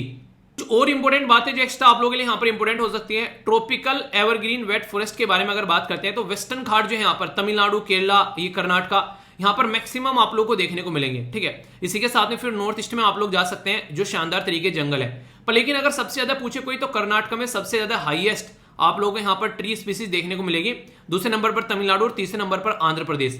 तो ये इंपॉर्टेंट है। यहाँ पर फॉरेस्ट कवर के बारे में बात करें तो ये इसरो के पास में यहाँ पर एक सैटेलाइट है जिसको बोलते हैं यहाँ पर बेसिकली, इसको आप लोग याद भी रख सकते हैं, ठीक है। तो रिसोर्स कास्ट आप लोग इसको बोल सकते हैं यहाँ पर, जिसके बारे में बेसिकली आप रिसोर्स सेट, ठीक है, जिसके बारे में आप लोगों से पूछा जा सकता है ये 2 नंबर का सैटेलाइट क्या है यहाँ पर। तो ये इनके बारे में एनालिसिस करता है कहां कहां पर पृथ्वी पर क्या क्या चीजें आप लोगों को देखने को मिल रही है। तो ये सारी चीजें आप लोगों के सामने, कोई भी डाउट आप लोगों को नहीं होना चाहिए। आई होप कि आप लोगों के माइंड में इसको लेकर क्लैरिटी आई होगी। अगर कहीं पर कोई डाउट है तो उसको आप लोगों को दूर करके आगे बढ़ना है। आइए अब क्वेश्चन देख लेते हैं जो हम लोगों ने पूछे थे, तो यहाँ पर क्या क्या उनके आंसर हो सकते हैं। सबसे पहले तो यहाँ पर ये कि यहाँ पर किसकी ड्यूटी होती है, तो अभी आप लोगों को मैंने बताया कि यहाँ पर directive principle of state policy के अंदर आप लोगों को देखने को मिलेगा जो कि स्टेट की ड्यूटी है। पर लेकिन अगर यहाँ पर पूछ लेता ये वाला पोर्शन तो यहाँ पर सिटीजन की ड्यूटी यहाँ पर हो जाती, या ये भी क्वेश्चन आप लोगों से बन सकता था, तो इसको आप लोगों को समझना है, ठीक है। दूसरा इंपॉर्टेंट क्वेश्चन जो आप लोगों के सामने था यहाँ पर, ये था यहाँ पर फूड एंड एग्रीकल्चर ऑर्गेनाइजेशन के बारे में। तो बोला जा रहा है यूएन की ये स्पेशलाइज्ड एजेंसी है, ठीक है, सही है, ये पहली स्टेटमेंट। दूसरा यहाँ पर आप लोगों को देखने को मिलेगा, बोला कि रिलीज करती है ग्लोबल फॉरेस्ट रिसोर्स असेसमेंट, ठीक है। मैंने आप लोगों को यहाँ पर क्या बताया था, यहाँ पर ये आप लोग देखते हैं यहाँ पर, ठीक है। तो इसके यहाँ पर ग्लोबल फॉरेस्ट रिसोर्स असेसमेंट यहाँ पर आप लोगों को देखने को मिलेगा, इसके द्वारा प्रस्तुत किया जाता है, ठीक है। तो आंसर तो वैसे ए हो गया पहला और दूसरा। इसका हेडक्वार्टर स्विट्जरलैंड में नहीं है, इसका हेडक्वार्टर आप लोगों को रोम इटली के अंदर देखने को मिलेगा। तो एक ऑर्गेनाइजेशन भी आप लोगों की कवर होगी विद क्वेश्चन, यानी कि क्वेश्चन भी अगर पूछ ले यहाँ से तो वो आप लोगों की ऑर्गेनाइजेशन भी यहाँ पर कवर हो चुकी है, ठीक है। तीसरा क्वेश्चन यहाँ पर आप लोगों के सामने था, ये बेसिकली कहाँ कहाँ पर कितना जंगल पाया जाता है, तो ये स्टेट वाइज मैंने आप लोगों को बताया यहाँ पर। तो इसका आंसर अगर आप लोग बात करेंगे तो सबसे ज्यादा कहां पर है, तो यहाँ पर आंसर सी देखने को मिलेगा। तीसरा सबसे पहले यहाँ पर मध्य प्रदेश के अंदर में, फिर अरुणाचल प्रदेश, फिर आप लोग यहाँ पर देखने को मिलेगा फोर्थ उड़ीसा, और फिर यहाँ पर दूसरा यानी कि महाराष्ट्र। ये अभी मैंने आप लोगों को काफी डिटेल में बताया यहाँ पर, तो यहाँ से डायरेक्ट क्वेश्चन आप लोगों के देखने को मिल जाएंगे, जो कि आप लोगों के माइंड में कोई कंफ्यूजन नहीं आना चाहिए। तो आंसर यहाँ पर सी हो गया। एक और क्वेश्चन आप लोगों से पूछा था कि कौन कौन सी यूटीज के अंदर में यहाँ पर आप लोगों को चीजें देखने को मिलेगी, तो ये भी काफी इंटरेस्टिंग क्वेश्चन आप लोगों से डायरेक्ट एग्जाम में बन सकता है। थोड़ा सा ध्यान से अगर देखिएगा तो आप लोग इसका भी आंसर दे पाएंगे। इसका आंसर है 1, यानी कि मेघालय, दूसरा यहाँ पर हो गया अंडमान निकोबार, तीसरा मिजोरम, चौथा लक्षद्वीप, ठीक है। तो यहाँ पर ये हो गया बेसिकली, एक सेकेंड, असेंडिंग ऑर्डर में यहाँ पर पूछा है, ठीक है, तो मैं थोड़ा कंफ्यूज हो गया, ठीक है। तो इसके हिसाब से आप लोग आंसर यहाँ पर देखिएगा, सारी चीजें आप लोग यहाँ पर बताइए, तो इसको आप लोग यहाँ पर देखते हैं। तो ये आंसर आप लोग के सामने जो कि आप लोग कनेक्ट कर सकते हैं ऊपर से नीचे, जैसे आप लोग यहाँ पर जाएंगे तो इसको आप लोग कनेक्ट कर पाएंगे, ठीक है। तो एक क्वेश्चन है यहाँ पर हिंदी में थोड़ा सा ये बेसिकली चेंज करना भूल गया, तो इसको थोड़ा सा आप लोग इग्नोर कर देना, ठीक है। बाकी जो PDF डाउनलोड करेंगे उसमें मैं इसको चेंज कर दूंगा, ठीक है। तो ये थोड़ा सा आप लोग इसको इग्नोर करना। बाकी पूरा का पूरे चारों के चारों क्वेश्चन कैसे लगे और कैसा लगा आर्टिकल, इस तरीके से क्वेश्चन आप लोगों से पूछे जा सकते हैं, तो कोई भी कंफ्यूजन आप लोगों को नहीं होना चाहिए। इसके अंदर कई सारे आर्टिकल्स इंक्लूडेड थे। अगर बात करें, जैसे अलग से आप लोगों से ऑर्गेनाइजेशन के बारे में पूछ लिया, ये फॉरेस्ट के बारे में जो भी इन्फॉर्मेशन दी अलग से पूरा एक टॉपिक है, ठीक है। और क्वेश्चन बनाने में सबसे ज्यादा टाइम लगता है, तो इनको आप लोग अच्छे से अटेम्प्ट किया करो, आप लोगों के लिए है यहाँ पर ये, ताकि एग्जाम में आप लोग कंफर्टेबल फील कर सको, ठीक है। तो इस तरीके से लेकर आप लोग को चलना है। बाकी यूएनएससी के सारे मेंबर मिलकर बोल रहे हैं कि कैसे यहाँ पर यूक्रेन के अंदर जो इशू चल रहा है उसका सोल्यूशन निकालना है। तो उसमें देखेंगे यहाँ पर यूएन सिक्योरिटी काउंसिल क्या सोल्यूशन निकाल कर लाता है, तो उसके बारे में बाद में बात करेंगे जब भी यहाँ पर कोई अच्छे से और एडिटोरियल आएगा, अगर ये कुछ सोल्यूशन निकालेंगे, वरना वोट तो चली रही है, खंडर वहाँ पर बन ही चुका है, तो कुछ नहीं बोलना जा सकता उसके बारे में। देशद्रोह का जो चार्ज लगाया जाता है कई बार, तो यहाँ पर सेक्शन 124 के बारे में बात की जाती है। अभी 2-3 दिनों पहले मैंने आप लोगों से डिस्कस किया था यहाँ पर बेसिकली सेक्शन 124 के अलावा सेक्शन 144, ठीक है। तो वो क्रिमिनल कोड प्रोसीजर का वहाँ पर आप लोगों को देखने को मिला था आर्टिकल। तो ये अभी इसको एनालिसिस करने की बात की जा रही है, तो गवर्नमेंट कह रही है कि इसको रिवाइज करने की जरूरत नहीं है, ये बिल्कुल सही चल रहा है जिस तरीके से इसको होना चाहिए, तो इसके अंदर ज़्यादा इंटरफेयर मत करो। तो ये बातें यहाँ पर इनके द्वारा बोली जा रही है। आप लोग अपनी राय बता सकते हैं, आप लोग की क्या राय इसके बारे में। तो ये थे टोटल आज के डिस्कशन। आई होप कि आप लोगों ने इनको अच्छे से एंजॉय किया होगा। कोई भी डाउट, कोई भी दिक्कत, कोई भी परेशानी हो तो जरूर बताना। बाकी यहाँ पर ये जो मैंने आप लोगों को बोला इसमें फीडबैक जरूर देना, और सारी PDF आप लोगों को टेलीग्राम पर प्रोवाइड करा दी है। आज आप लोगों को एथिक्स का क्वेश्चन मैं यहाँ पर प्रोवाइड करा दूंगा, ठीक है। तो यहाँ पर आप लोग देखिए, और टेस्ट था कल शाम आपका कैसा रहा, इनको जरूर देखा करो। रेगुलर कुछ ना कुछ आता रहता है चैनल पर, ठीक है। तो यहाँ पर आप लोग इसको कनेक्ट कर लीजिए टेलीग्राम को, सारे नोटिफिकेशन मिल जाएंगे, सारी PDF आप लोगों को प्रोवाइड करा दी है। तो नेक्स्ट लेक्चर मिलता हूँ, तब तक अपना ध्यान रखिए। बड़ों को नमस्ते, छोटों को प्यार, छोटी सी लाइफ एंजॉय करार। मिलता हूँ नेक्स्ट लेक्चर में, तब तक के लिए जय हिंद।